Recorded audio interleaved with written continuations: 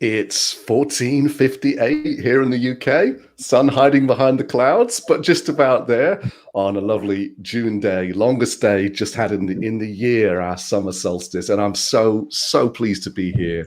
We're coming up to the hour, so I thought I'd just log us in a minute early. Our topic today, AI in 2030. 8.5 years to go. What do we need? What do we want? What are we concerned about? This is going to be an incredible conversation. Let me whiz around the room first in your own words. Just where are you at the moment? Who are you? And a little sentence about how you spend your time or your role. Vibhav, do you want to start? Thanks, Richard. I am an intellectual property rights lawyer, an AI enthusiast, and I am situated in New Delhi, India. Apart from working at my firm, Anand and Anand, I spend some part of my day thinking on AI issues. Okay, so I'm in the UK. That's continent number 1. India, continent number 2. Okay, 1. Which continent are you on? You need to unmute yourself. Swan. There we go. Thanks. Hello. Hello, everyone. Yes, my name's Swan. I'm from the Institute for Security and Safety, acting director. And I'm an enthusiast about AI and all the technologies coming with it. I'm very curious about the developments in the next years. I'm based in Germany, so also Europe. Yeah. Excellent. You're very, very welcome, Chhavi. Great to see you. Great to see you too, Richard. Hi, everyone. As Richard said, I'm Chhavi Chauhan. I also go by CC. To keep it brief, I'm a nerd, a science nerd. I have been all my life.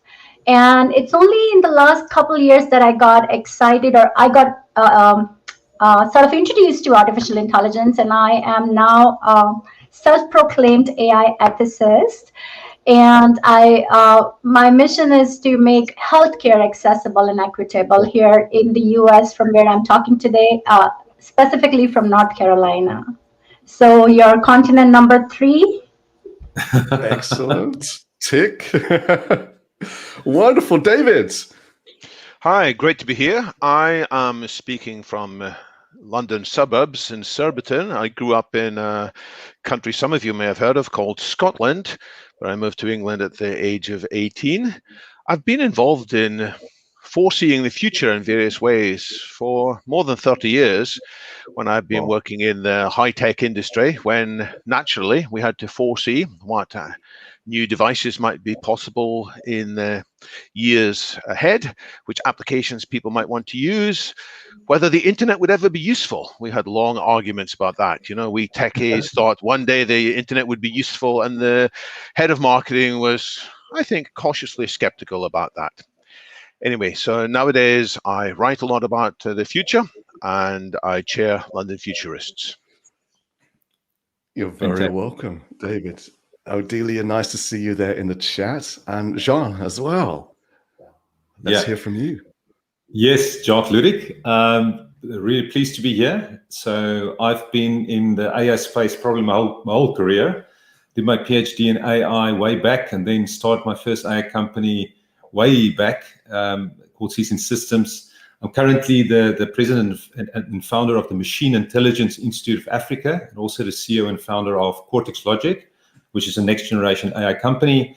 And my massive transformative purpose is really around how to shape a better future in the smart technology era.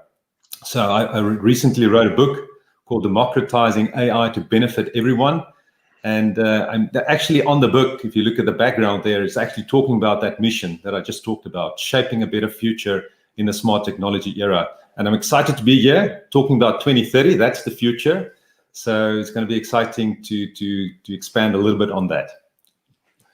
Fantastic. I'm sorry, we compressed your camera, Jacques, so we can't see all of your book titles. No, it's fine. StreamYard has, but you'll have to move the camera around at some point. No problem. So I am in incredible company. I've got a legal expert here. I've got a security expert, an ethicist, a futurist, and a business leader.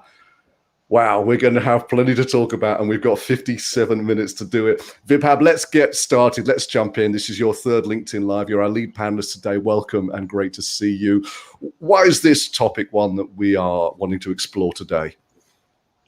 Thank you, Richard, and welcome to everyone. So this topic is very important, and there's to start off this discussion, because we're thinking about sort of thinking 10 years ahead. I want to bring in 2 points. One is what is AI, and not the way we generally discuss it in terms of what is artificial, what is intelligent, and not the philosophical debate, but the fact to set the tone that AI, in my view, and pardon the pun, is a general purpose technology, GPT, which means it will impact every household and it will change the way firms do business. And so when we're looking for AI in 2030, this is one important way of looking at AI. And it looks, and for our listeners and everyone out there, it's important like the steam engine or the electric power or the computer. So it's that kind of technology. That's the first point. The second point, where we are today and how does it tie to 2030? Where we are today, 2 points. Let's go back 2 steps. Like you said, the first LinkedIn Live that we did was on business rationale for ethical AI, which means first point, ethical AI.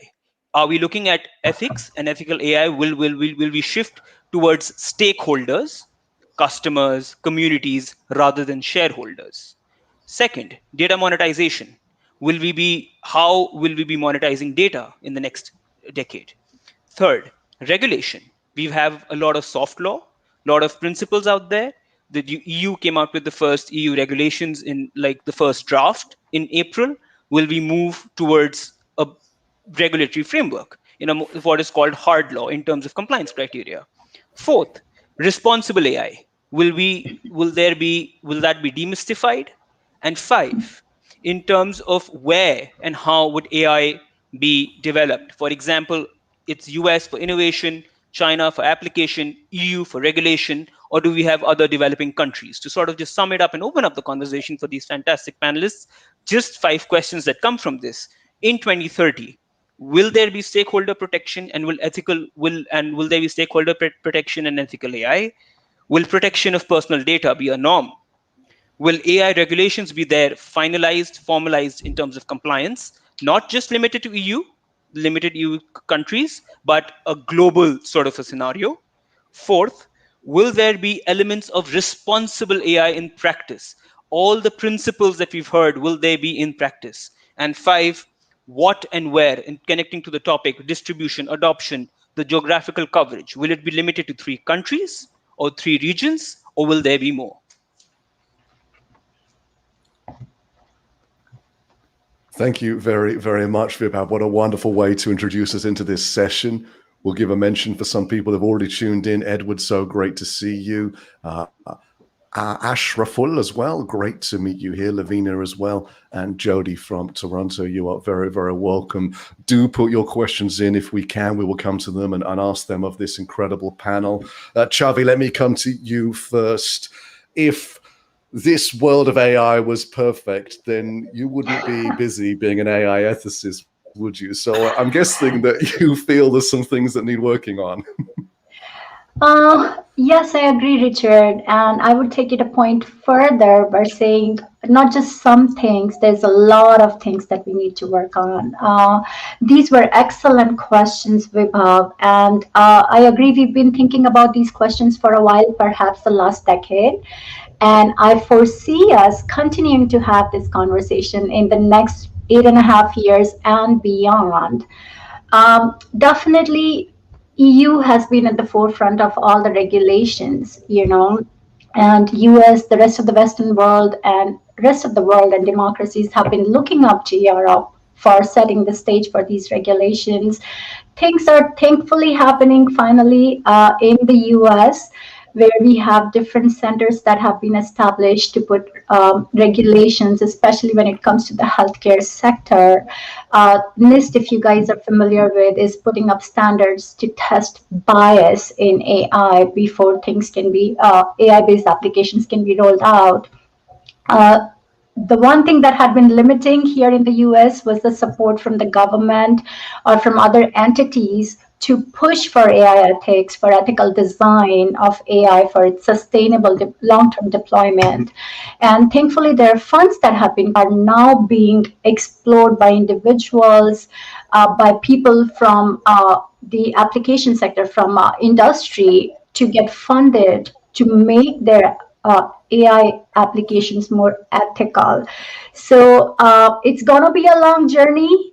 We are embarking on the journey here in the US with our counterparts in the European Union. I know the applications will be immense coming from China. The regulations have been very different in China in all scenarios, and most of us are aware of it. So we will have to continue the dialogue. It's just unfortunate that socioeconomic disparities exist. And when it comes to technology, they are somehow exacerbated. So in the developing world, there is already limitations to the usage of internet to begin with, which is the basic utility for any AI-based application. So I fear that we may be exacerbating these socioeconomic disparities in the coming future. But if we as a community come together to share resources, I'm very hopeful that we would be able to circumvent some of the obstacles that I foresee in our future.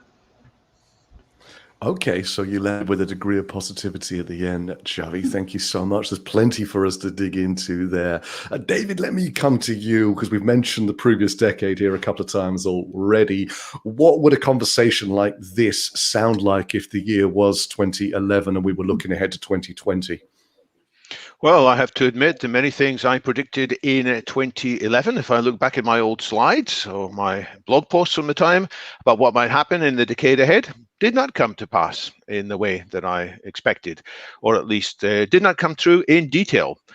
I was very excited at the time about the possibility for Google Glass, and I really thought that within a few more years we would all be benefiting from the technology of augmented reality. And that didn't happen because it turns out the technology is harder than you'd expect. You get a very poor visual experience with the Google Glass at the time. And there were social issues as well, which still remain unresolved. At the same time, I did not foresee the particular significance of deep learning. This word deep learning wasn't really defined, highlighted until 2012. And neural networks were known about in 2011, but they were viewed as a kind of a weird thing, a niche with a few number of applications, but they wouldn't be significant. But what I was right about 2011, look foreseeing the future, and where I think we can also be confident about predicting the future 10 years out, isn't in the detail, it's in the general direction. And the general direction is that technology on the whole is going to become a lot more capable, a lot more powerful. It's going to put more power into many people's hands.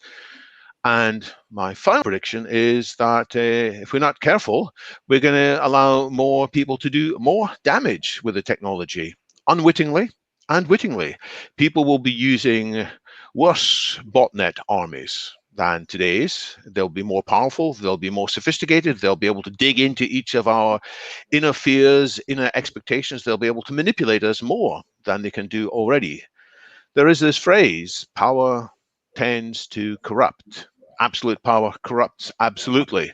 And that phrase by Lord Acton has a third clause, which is less well known, which is that great men are nearly always bad men, by which he means that people who start off by being well-intentioned, who start off by doing a lot of good, often end up, if they are given more and more power, to become dangerous. And it's the same with corporations. And we can predict this about the future, that unless we do have mechanisms to control our larger corporations, unless we switch, as in Vibhav's words, from a shareholder-led to stakeholder-led, we are very likely to be at the mercy of great corporations that will be able to do what they want. They'll be able to thumb their noses at the governments around the world. And it would be a terrible future, in my view.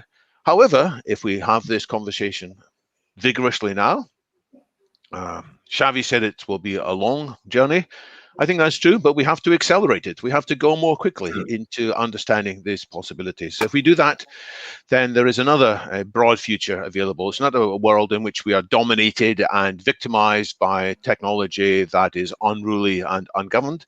It is a world in which we are benefiting enormously, wonderfully, profoundly from what AI can be. And that, I think, we'll come to in later discussions in this hour. Yeah. David, thank you very much. Isn't it wonderful listening to a public speaker? They wrap everything up for you and just deliver it for you to comprehend. Jacques, what an incredible thing that David said, that in 2011 we weren't talking about deep learning or neural networks, which must be one of the main conversations that your business has and you have as a business leader. And David finished with, again, some positives there. I mean, this is phenomenally powerful, creative technology that offers us great potential. How would you describe that potential? Yeah, I first of all, I want to agree with David. I think the potential is tremendous, but we are sitting on in my book, I talk about a runaway train type of thing scenario. So where it's critical to think on our feet and we need to make the right choices to almost kind of save our lives and take control of the situation. If we want to create that better future for humanity. But the potential is enormous. And as Chhavi talked about healthcare, the way I'm looking at this, I think healthcare education can tremendously benefit from this, and could be a way to also democratize the benefits of AI in a tremendous, huge way. If I think about even Africa, so obviously representing the African continent here, we don't want Africa to be left behind, but we do sit with an opportunity here to actually leapfrog and use technology, if we've got internet infrastructure, to actually leapfrog here and provide much better personalized, scalable education. And we talk about this young population here in Africa as well. But if you want to really, I think, do this at scale, it's hugely important. If you think about healthcare, the potential there is tremendous. If we instrument ourselves, our bodies, as we instrument the world right now, I think there's unbelievable opportunities to create more healthy, think about wellness as well. Just people that's mentally well, that feel better about themselves. What we do with Cortex Logic, we're actually into health wellness and financial wellness. And we're just busy now launching a derivative app focused on teenagers. We'll be looking at a personalized wellness companion.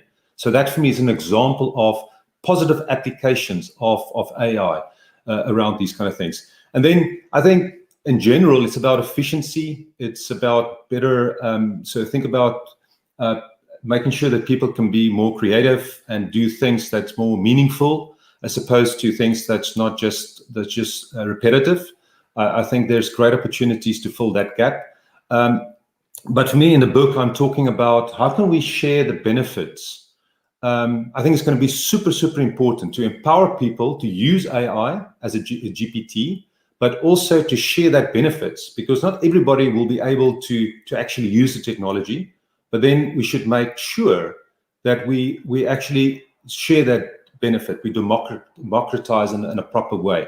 And I've got some very specific suggestions in terms of a proposed massive transformative purpose for humanity and specific solutions, how we can democratize AI or smart technology in general.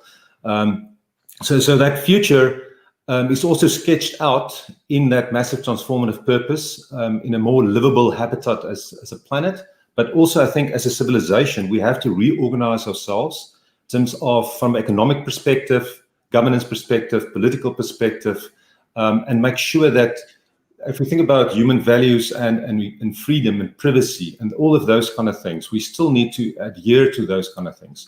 That's why I really love what's happening here with all the different organizations, the partnership on AI, all the different tech companies. They're also saying the right things. But the question is, are we going to implement this?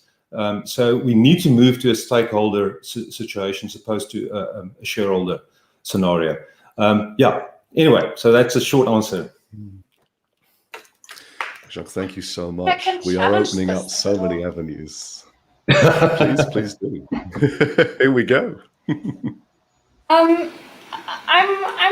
I was thinking about AI and the future and what it could be used for. I think it will always be, like with most inventions, a dual use good. And what we need to make sure of is that it's used for the better and not for the worse. And that the ones using it for the better are the quicker ones to develop it. The problem really is, and what I see is that all the regulations we do, for example, the regulations in the European Union at the moment, this is a great step, and I really appreciate it. I think we're going in the right direction here. But if that prohibits people from developing good AI, because it puts big stones in their way, people will just develop other types of AI, maybe in China, maybe in some countries where it's not as regulated. And then it will come back to us anyways. We're all interconnected here. And from the shareholder perspective, I would say what we could use AI for is exactly that, what is for the whole community, what would be good for the whole community. Not exactly so much as enhancing every single person, because in all the discussions, everyone is talking about enhancement of the human body, of what we can do and what we can achieve. But I think the social and economic changes AI brings with it, because there will be changes and we have to face that. Like Industrial Revolution, jobs didn't exist afterwards anymore, which existed before.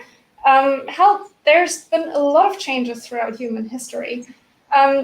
These changes are coming, and we are now in the single most position that we have the history in our hands. We have the history books. We see what happens in social states if changes like this come about, and we can be prepared, right?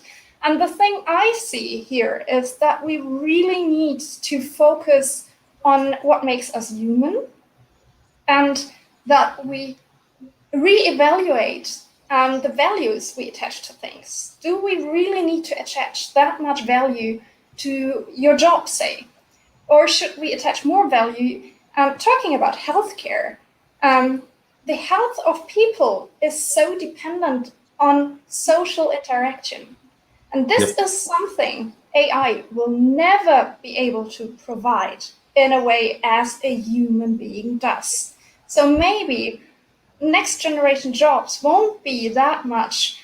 Maybe we don't need as many doctors anymore, or assistants to doctors who have to do the first screening. We can have AI to do the first screening and select which patients need to go first. This will be a lot of help, right? But what we need there will be much more people spending time with each other and doing good for each other. So we need to prepare that change, and we need to think ahead, because we've seen in history that changes come about very, very quickly once the technology advances. And yeah, I think this is my statement. Be careful, but I'm also looking forward to it, because if we can save so much time and effort, this is going to be a great future as well. We can spend more time with each other. I completely agree with you, Swan. John, did you want to go first? Go for it. No. I just wanted to say, please go ahead first. I just want a quick comment. Absolutely in agreement there. Mm-hmm. Yeah, I agree with both of you, and I believe in AI for good as well, like most of the panelists here. And that is something that we are actually already seeing in the healthcare sector. And I just wanted to emphasize that, because now there has been extensive adoption of natural language processing for understanding and classifying the electronic health records, and getting information out of that. So the burden is being shifted from the healthcare providers to these automated processing infrastructures. So it brings the healthcare practitioner closer to the end user, which is the patient in this case. And I'm personally familiar with pathologists who've been working extensively on proposing a regimen for a patient, right? And the health and lifestyle of the patient depends on these regimens that are dictated by the pathologist. But they're under so much administrative burden that there has been a very high burnout rate in pathologists here in the US. But now that we are relying more and more on digital pathology, digital imaging, these technologies are now assisting the pathologists and freeing up their time to bring that patient care closer to the patients who are in need, and for the fulfillment and gratification of these professionals who went into that profession with the passion of helping someone.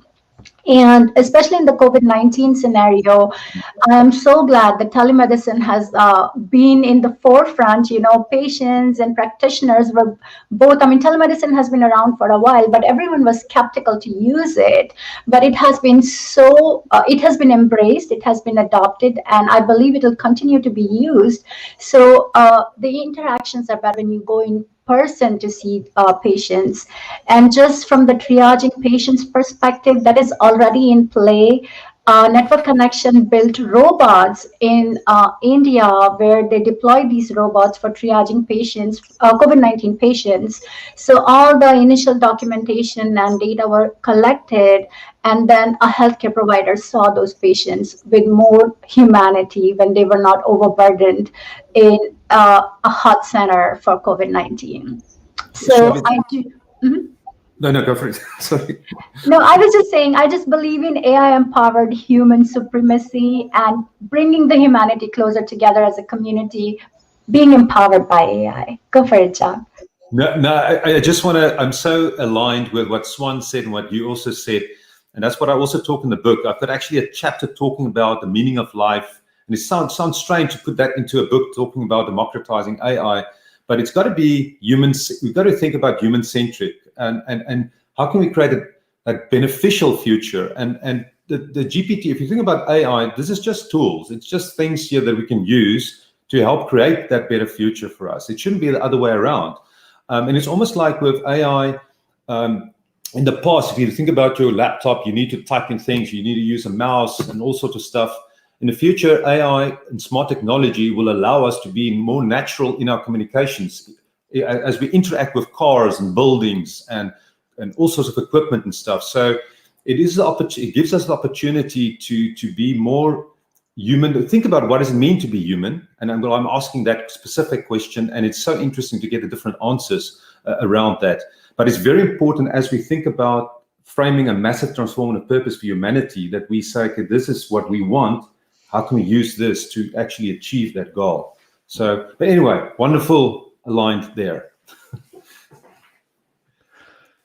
Maybe Thank also you all. something to add there is, sorry, but because you talk about democratizing information and AI.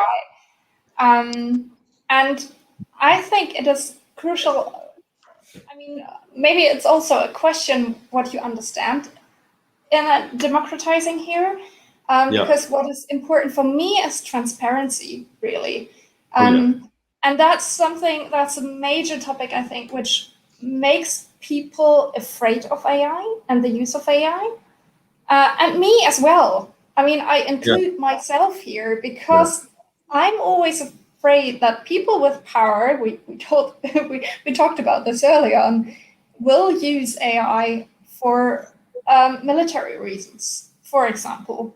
And we can't stop that. No regulations in the world will stop that because they will find some black budget somewhere to develop it anyways. But everything which then has power over us, be it like everyday traffic, smart cities, whatever, I'm willing to give my data if I know exactly what they do with my data and what it's used for. And if there's a specific amount of transparency, I'm not, and only then if I can rely on a stable political system, then I'm willing to share my data. And I think this has to be worldwide encountered with transparency from those who have power. And I was wondering whether you meant that was democratization or you have other things in mind there. Yeah, no, that's definitely very much part of that. When I talk about democratizing, I'm thinking about the power as a GPT technology and then sharing the benefits. Not everybody will be able to actually use the technology in the most beneficial ways. But if other people create these fantastic services and solutions, how can we make sure that the benefits also are being shared? So I'm proposing things like, I'm obviously more for a decentralized world. You still need order and governance, but more local, more human future. And I'm proposing AI-driven platforms that's more kind of human-centric, that's user-controlled, where people are controlling their data and services, where their data and services are being monetized, where they benefit from that. So it's slightly different to where the tech giants are dominating things. So I think it's an opportunity to turn that thing on its head. We can create that kind of world, and multi-sided platforms, proper stakeholder scenarios, and so forth. So I'm examining all of those kind of things. But for me, I think the way we measure things is in GP.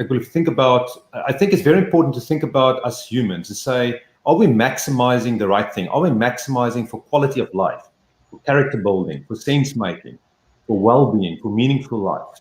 And how can we use the technologies to actually serve that purpose?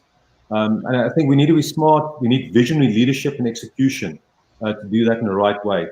And my final comment on that, there's so much to explore here, is I'm afraid, if you think about state surveillance, and you think about digital dictatorship, that's very problematic. And if you think about transparency in terms of that, big problem. If you think about also capitalist surveillance, well, that's also a problem. How's the data being utilized? So I'm absolutely for transparency. And if you think about democratizing, it's about the use and benefits, but you got to have responsible AI. You got to have ethical, transparent AI around this. You got to see how is it being used. Am I mistreated here? Yeah, so I'm sure others have got things to say as well. Thank you, Vibhav, with you. Right. So no, I just wanted to come back to a point that Swan and Chhavi and then Jacques was saying, was that a way to look at regulation, and it could be EU regulations, it could be the soft law, it could be compliance mechanism, AI audits, is to sort of look at it as from the point of clarity. Because it sort of connects back to the way we started this conversation about how it's a general purpose technology impacting everyone, which is why I think that trust will remain an important point. And sure, there is always a debate that too much regulation seems to impede innovation. That it's sort of a balance. So I think that we have to look at regulation and all these aspects from a clarity standpoint, sort of how we achieve that balance between innovation and doing things in a way that it sort of manages in a responsible manner. The second point, which I wanted to bring in, was that from this conversation, I can realize that when we're thinking of AI at this point of time, or we seem to be looking at augmenting human ability or improving the quality of time for human beings to focus on things that they would like to do, and probably certain administrative tasks could be given to artificial intelligence. So is that, when we're talking about 2030, is that technologically, or is that what we are substantially looking at in terms of AI adoption, as that's one of the things we're focusing on? I think, David, would you like to, do you have any thoughts on this? Well, that's a great question, and it's a wonderful discussion. I'm going to have to be disciplined to pick out from so many jewels that others have thrown up which ones to look at. Maybe the most important thing to say is that I fully agree with the question of re-examining our values. What do we really want to get? And that some of the things that have been important in society in the past may become less important in the future. And that might be quite a traumatic experience for some people. Society has operated in some people have called it the Protestant work ethic or the Calvinist spirit. You know, I'm sure other parts of the world have similar spirits, which is that unless you're working to earn your living, you are somehow a second or a third class citizen. It's all our responsibility to have a job. And if we don't have a job, we are somehow deficient. And that's going to change, because quite soon it's going to be harder and harder for people to earn a salary which they expected from taking part in the workforce. When that change is going to happen isn't clear, but I think it's quite possible by 2030 there'll be many more people who are at risk of being left behind, feeling themselves to be left behind. It's already a big problem. You know, we talked about COVID. COVID's killing many people. Well, something is killing more people than COVID at certain ages is suicide. There are deaths of despair. Why are the deaths of despair, which is people drinking themselves to death or are giving themselves opioid addictions or even shooting themselves? Why is that happening? In part, people feel that society is leaving them behind. So I think we have to change, and I think what Vibhav was suggesting is exactly right. We should be prioritizing ensuring that this technology which we're creating can provide great quality of life for everybody at essentially near zero costs. You know, it shouldn't cost huge amounts to go to university and get a great education. Much of educational mechanisms should be almost free, either in this kind of system we're having now, or other things can be handled in due course by virtual reality as well. Now, there will still be a few things which will be expensive, but we must reduce the costs of all the things necessary for a good life, which means instead of prioritizing and applauding companies for generating huge profits, instead of measuring the GDP and blaming the government and the GDP stops going up, we should be applauding governments when the costs of all the good things in life, the wonderful accommodation, nutritious food, which, by the way, we should be growing in some kind of labs instead of having lots of the earth covered in animals that we're growing in an unproductive and inefficient and sadly very painful way. So we should be using technology to provide great food, great accommodation, great education, and let's also apply this to healthcare too. So that's the goal in which we should orient society. Now let's pick up the question of democracy. How important is democracy for us? Bearing in mind that, as Winston Churchill said, democracy is the worst form of government, apart from all the others which have been tried from time to time. Why do we all have some love-hate relationship with democracy? In one sense, we say, of course, it's good. But I mean, there's another statement attributed to Churchill, which his descendants say he never uttered such a thing. But the statement is that a 5-minute discussion with the average voter is a sure thing to turn you against the idea of democracy, because these average voters sometimes say very ignorant, very horrid, very foolish things. And this is a problem we've got with democracy. When people need to be more informed, people need to be more able to distinguish the fake news from the true news.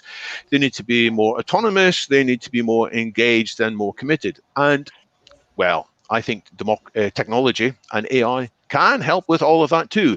So my vision for the future isn't today's democracy. It's what I sometimes call super democracy. It's democracy that's turbocharged with the appropriate use of technologies to do things like real-time fact-checking, real-time source checking, and also proposing new ideas. I mean, a really good AI would listen to what we're saying now and then would pop up with a synthesis, you know, say, what do you humans think about this?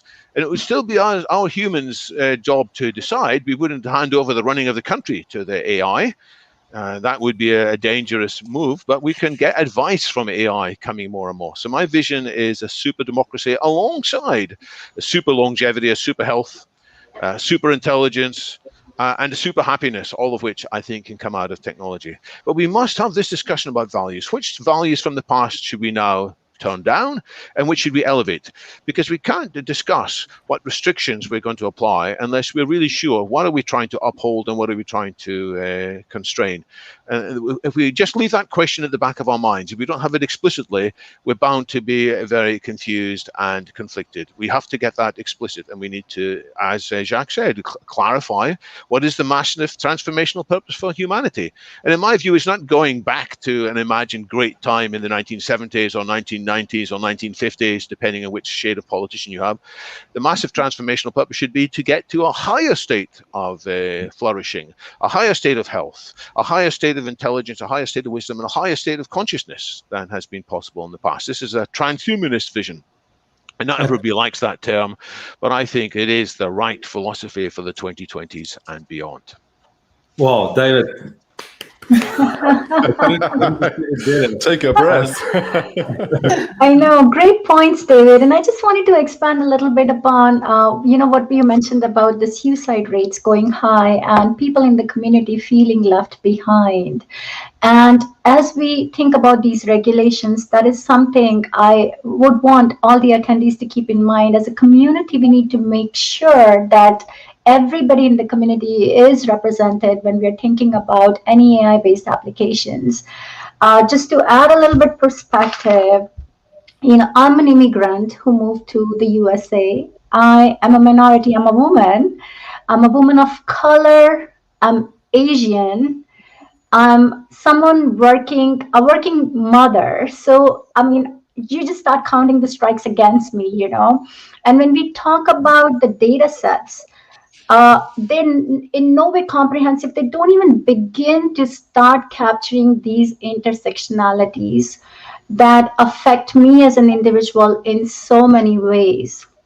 So the basic need for us to make AI ethical by design is to make it inclusive, try to capture these intersectionality, and just ensure that when any AI-based application is applied to masses, it relays, it is amplified, it maintains all the parameters that I was trained to maintain, and it's sustainable upon its deployment. So it's critical that everybody in the community is represented in the data sets. The data sets are diverse and inclusive for us to be building responsible AI.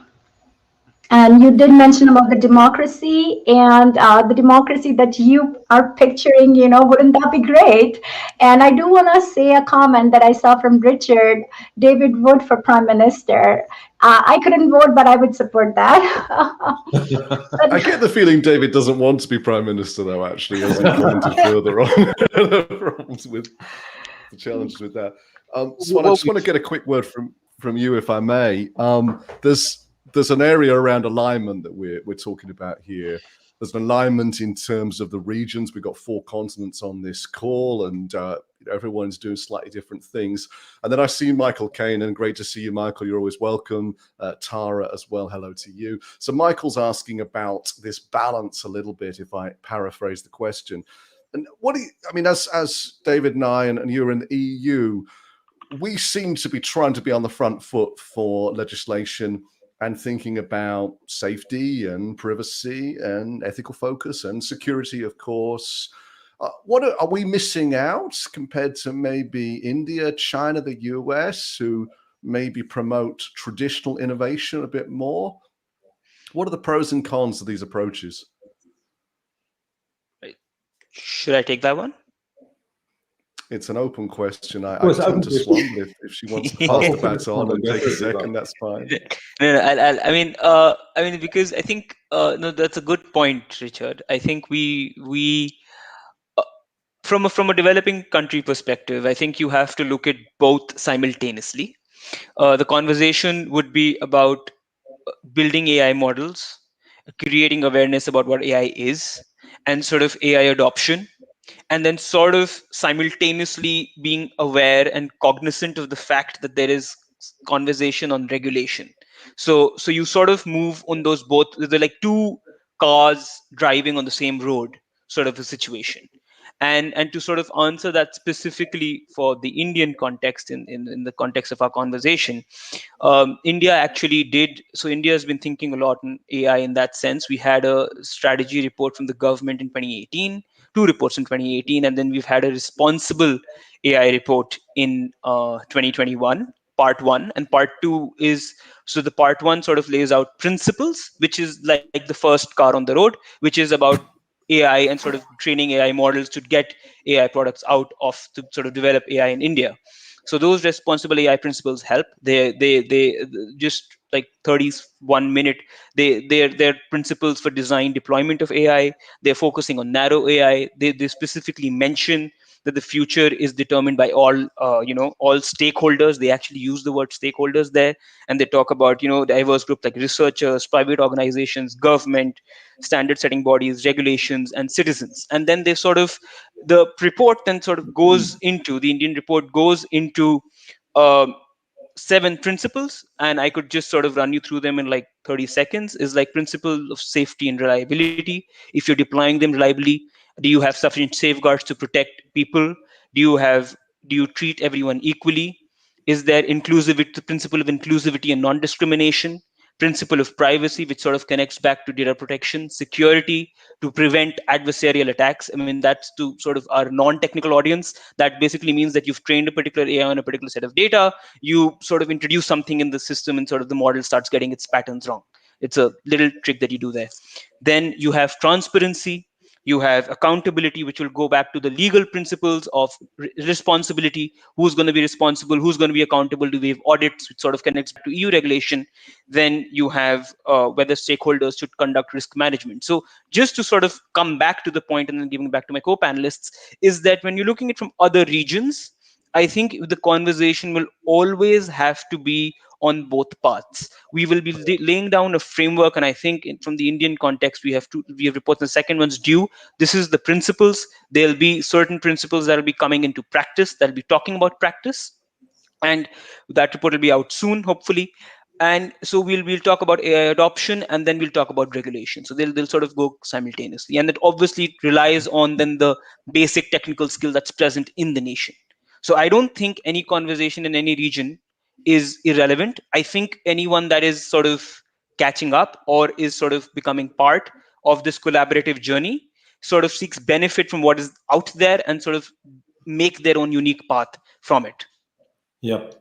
Richard, I just want to comment on, I fully agree with Vibhav there. I think one needs to look at the balance in a balanced way at this, but I'm also thinking more with the internet and with smart technology, we've created this nervous system for humanity. We are getting closer and more connected. I know there's still Asia or China doing their own thing. There's different philosophies and so forth. But if you look at the big picture, if you zoom out, we've created this nervous system. And if you think about the problems that we face as humanity in terms of climate change, or you think about lethal autonomous weapons, or think about pandemics, synthetic biology, all sorts of different things. We need to work together in a smarter way, with a lot more wisdom. And I think so. We got to be careful about just nation states and just regional ways of thinking. I know we are sitting in a transitionary period, so this is what we have right now, nation states. But in the future, we might have city-states, and that's all connected like the internet. And I would love to see a future that's more local, more human, where you've got more influence about what's happening around you, and there's freedom and everything. But there's still governance. We got to have a balance between centralized and decentralized as well. I think Europe is, for me, wonderful that Europe took the lead in terms of regulation, in terms of data privacy, GDPR, and so forth.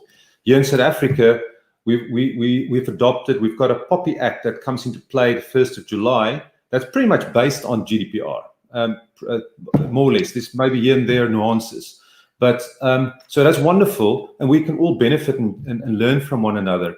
But I think Europe should obviously look at innovation as well, but we should try and work together and think more global about things. So that's why I'm talking about a massive transformative purpose of humanity. Think about where we're going. So I just want a final comment in terms of what David said. You talked about super democracy and so forth.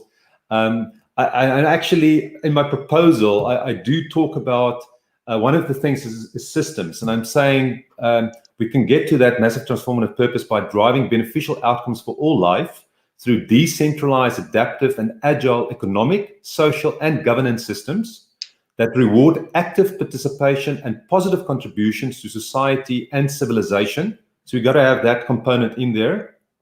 And that's, if you think about the future of work and all of those kind of things, we can just reconfigure that. Just think about reward anything that's making positive contributions to society and civilization. But then we have to agree what is that positive contributions. And then final part of that is we obviously want to make sure that these governance systems and social economic systems, we still keep peace and protect humanity from any potential harm. in elastic ways. We got to be super elastic. That's why I'm also concerned about the current government systems that's not elastic enough. It needs to be, if you think about business, you need to be agile, you need to move quickly. And a lot of these new businesses and AI-driven platforms are super agile and elastic. And if we want to survive and thrive as a humanity, I think it's going to be super important to also have that. And then the final aspect of this is respect for individual freedom and privacy. We've got to have that. So that's why I'm really concerned about digital dictatorship. We've got to steer away from that. It's got to be a balance, more local, more human future. That's what I'm hoping for.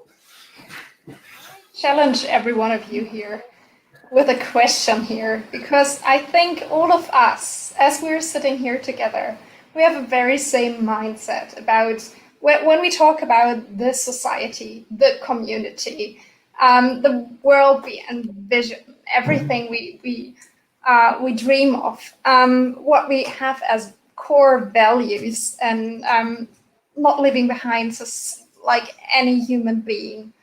But in preparation of this meeting today, I asked my friends, do you have any comments or challenging ideas I should ask here in the round? And one thing was, what's about different societies and cultures? So we have been talking about the feeding process of the data feeding into AI, but what about the goals? Would it be the same for everyone? Would it be the same for every society? Because there's not just this one big society around the world we dream of, but there are many, many, many societies. And the question is, could we, or is it even arrogant to say that we have the solution which would make things better for everyone?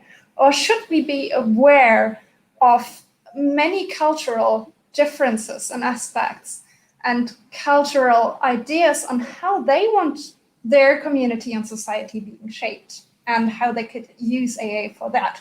Or will those who develop the AI finally be the ones dictating, not democratizing, but dictating how future communities look like? Oh, Swan, it's a fantastic, great question. And that's why I'm more for a decentralized, adaptive, agile, more human future, so that we can respect that cultures and that people in certain areas and regions can operate in a proper way. And I'm envisioning a future where everybody's got an AI assistant, an agent, and even towns, cities, got all sorts of communities that actually look after them, that bat for them, and also respect their cultures, their way of life. We should have that. So I'm very concerned about anything that's being enforced on people from nation states, from a global community. That's why we need to have a decentralized type of world that respect communities, that respect city-states and so forth. But there needs to be a common thread there in terms of what is wisdom, what is good values, what is ethics, because we still have these nodes, these city-states and smart towns and smart cities connecting and interacting with one another. And we want to make sure that all parts are healthy. It's like a human body. We don't want parts. We don't want our leg to be unhealthy. So if the leg represents Africa or countries there, it's not good for the humanity. So how can we make sure that we've got a healthy scenario and setup? But there's got to be respect for individual towns, communities, peoples as well. I'm very much for that. That's why I'm talking about individual freedom and privacy. We've got to steer towards that world. So can I pick that up perhaps? Because I completely agree. Yeah. One of the highest goals we have should be to support diversity, support variety, support liberty. You know, it is wonderful that people can explore different lifestyles, different philosophies, different ways of augmenting themselves, different ways of coordinating together. And ideally, we will have much more variety in the future than we have now. But that doesn't mean to say that we are happy with every single way in which people may choose to organize themselves. We can look at various groups And although we can say there's lots of good ways, there are some ways that are very definitely better than others. It's like there are diets, there are many good diets, but some of them are definitely worse than others. And so in Britain, we used to send little boys up chimneys naked. This was part of their culture, and it was good for them because it gave some money to their family until the poor boy died of cancer or whatever from having. So we said that's not good enough. There are parts of the world in which women are not allowed to be educated. I think, again, we can say that is not a tolerable culture. And so there are some things which we would not accept. But on the whole, it's about enabling choice. And despite our variety, there should still be some agreements. I mean, the world's nations gather to play football. And they can have different styles. You can organize 5-3, 5-2, or 4-2-4, or whatever. But there are certain rules. You can't have 2 goalkeepers. You can't have 16 players on the pitch. And there are other games, of course, you can play. But again, each game has got rules. And at the Olympics, there are yet more rules, which is how the different games coincide. So there does need to be some coordination. And in particular, there needs to be coordination against the things that could destroy all of us. So maybe if I could just briefly go back in time to not 2011 this time. I want to go back to the mid-1980s.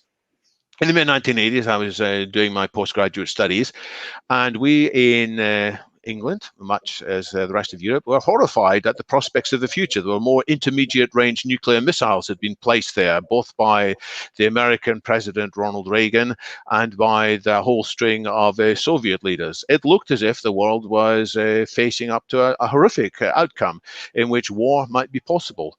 And very few people foresaw that by 1990, 1991, the Berlin Wall was going to come down, and many of the Warsaw Pact countries would discover a kind of democracy, a kind of market reform. What brought that about? Well, it's a long, long story. I don't want to oversimplify it. But at one level, what brought it about was a shared vision of a bad outcome, which was that if there is a nuclear war, it wouldn't just be heat and radiation. There would be something called a nuclear winter, which various scientists and the futurists called Carl Sagan did some work on. And Carl Sagan is well known as a science presenter of the very renowned show Cosmos. But in his past, he did atmospheric research on the atmosphere in Venus and Mars. And with other people, they figured out that if there was even a limited exchange of large nuclear weapons, it would plunge the Earth into something more terrible called a nuclear winter. And people on both sides of that Cold War, people in Reagan's circle and people in Gorbachev's circle said, hang on, could this really be true? And both of them then had a change of mind. Even though Ronald Reagan, for 20 years earlier, had been spitting blood about the Soviet Union, you can go back to the speeches he made in 1960-61 about how terrible Marxist-Leninism was. And Mikhail Gorbachev had inherited 70 years of opposition to the capitalist imperialist West, but somehow the two of them managed to change things around. And it was because of a shared vision of a terrible future that might come. So I think there are terrible things that could happen with misused AI. If we have a race to the bottom, we will end up in a situation that could be just as bad as nuclear winter, in which there is all this dust in the atmosphere which destroys the ability of plants to get sunlight and could kill the whole of humanity. Because that was so terrible, people changed their views. Now, we still have nuclear weapons, alas, but we have many fewer than before. The intermediate-range nuclear missiles were withdrawn from Europe. The reduction in the long-range missiles, too, and Reagan's divisive Star Wars program was cancelled partly by him and partly by George Bush, who came afterwards. So let's clarify the real, most terrible risks. This isn't just individual risk. It is a risk of a world completely dominated by, it could be 1984, it could be Big Brother, it could be Brave New World, and modern versions of them, and people from all groups. Even if the Chinese Communist Party, even if Vladimir Putin's governance of Russia and the people in other parts of the world, even if they have different political styles. And that diversity is something on the whole we should accept and embrace and cherish. There are something in common that we need to face up to. So let's clarify what could go very badly wrong and what could go very badly wonderfully right. And that will, I think, take us away from the present trajectory, which is not not particularly encouraging unless we have this discussion and unless we have people in all groups around the world, beside all the power groups, saying, you know what, we've got to stop this rush to a race to the bottom. We've got to find the ways to agree a core principle, and we've got to watch each other, just as there were people watching to ensure that nuclear weapons were withdrawn.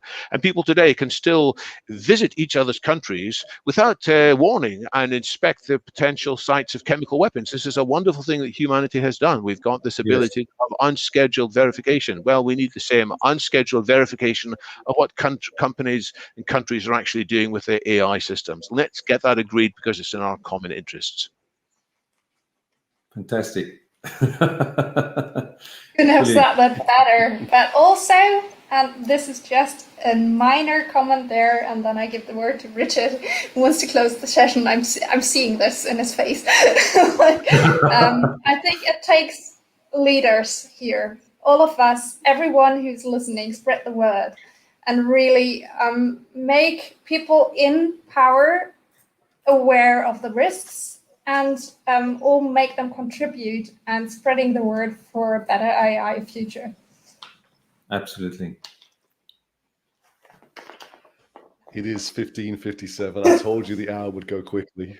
Actually, I think Vibhav mentioned that as well.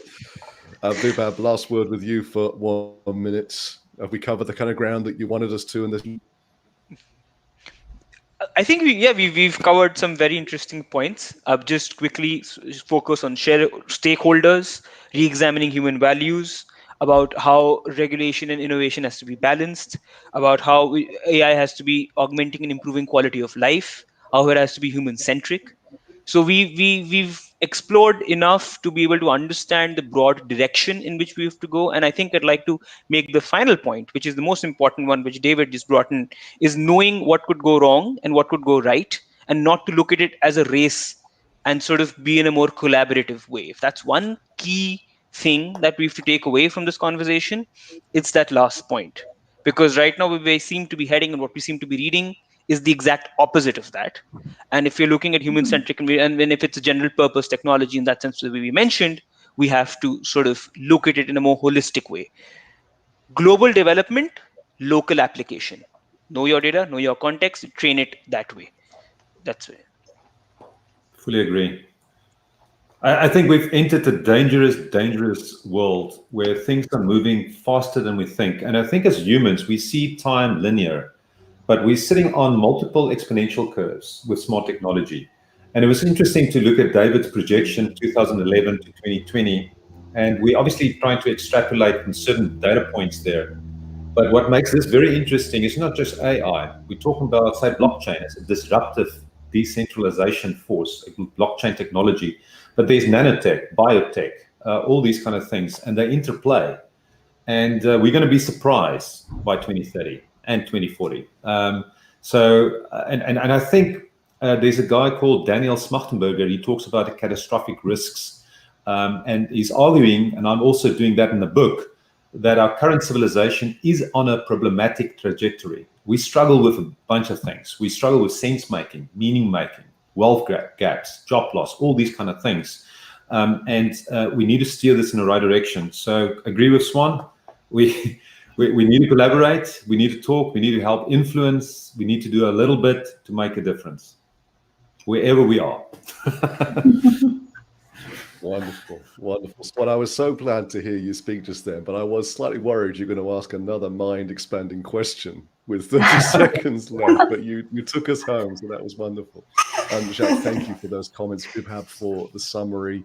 My main takeaway today, and I think Chhavi really made this point as well, is that this innovation needs to have a wider remit to it, a wider forethought to it. Innovation is not just your roadmap of your products, right? Innovation is not just how curved you can make the TV screen, right? It's everything. It's happiness. It's the whole society that begins, of course, with so many employees. So Vibhav, thank you. Swan, thank you. Chhavi, thank you. David, thank you. And good to see a couple of plugs there. So we've got authors on this call. Go and check out their books, check out their work, follow them on LinkedIn. Jacques as well, very much. And everybody who's commented and joined. I see that Carolina was here, Nick was here. I've mentioned Jerry and some others already. Thank you so much for keeping us company. An incredible hour. And if you like this kind of stuff, then message me or Vibhav, and we'll patch you more into this kind of work. We certainly share many of the views on this call, if not most of them. And we're back. We're back in an hour for the Inclusive AI Forum. We've got a keynote that David's very kindly pre-recorded for us, so we'll save his voice later on. Then 3 incredible speakers. And we're just getting warmed up today, so stay with us. Message us if you need any more details. Everybody, thank you so very much again. Thank you. Thank you. So much. Bye-bye. Thank you. Bye-bye. Thank you very much.